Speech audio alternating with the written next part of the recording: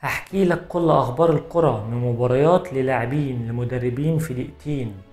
رفع مدرب النادي الأهلي السويسري كولر رصيده لثلاث ألقاب مع النادي الأهلي منذ توليه تدريب المارد الأحمر. وجه نجم نادي الزمالك السابق أيمن يونس رسالة إلى جميع الأندية المصرية، وحث فيها الأندية إن لازم يكون في وقفة للأندية مع بعضها، سواء أهلاوي أو زملكاوي أو إسماعيلي أو أي فريق مصري.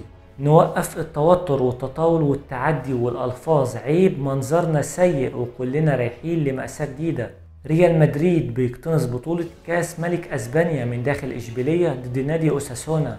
جودي بيلينجهام موافق على الانتقال لريال مدريد في الصيف المقبل، وتم تحديد اجتماع عاجل بين الناديين للاتفاق على بنود العقد وإكمال الصفقة. ليفربول بيفوز على نادي برينتفورد وبيثبت أقدامه عن جدارة في المركز الخامس في ترتيب الدوري الإنجليزي. ثورة جديدة في نادي ليفربول، ورسميا جيمس ميلنر تمت الصفقة إلى نادي برايتون. يورجن كلوب بيصرح ان نادي ليفربول قريب جدا من التوقيع مع لاعب برايتون أليكسيس ماك أليستر. مانشستر سيتي مصمم على الفوز في الحرب بينه وبين أرسنال بعد الفوز على ليدز وتصدر صدارة البريمير ليج.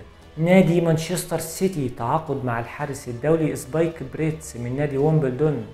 تشيلسي بيفوز على بورنموث وبيصعد للمركز ال 12 في ترتيب الدوري الإنجليزي. فرانك لامبارد مدرب نادي تشيلسي بيصرح انه مش عايز يفضل مدرب احتياطي، وفي حالة عدم تحرك الادارة لتوقيع عقد معاه هيرحل عن تدريب الفريق. تين هانج متعطش لمواجهة مويسكين مدرب ويست هام اليوم الساعة 9 بتوقيت مصر، وبيأكد تين هانج على ضرورة الفوز وضرورة تواجد اليونايتد في دوري الأبطال. توتنهام بيفوز على كريستال بالاس وبيحتل المركز السادس في بطولة الدوري الإنجليزي الممتاز.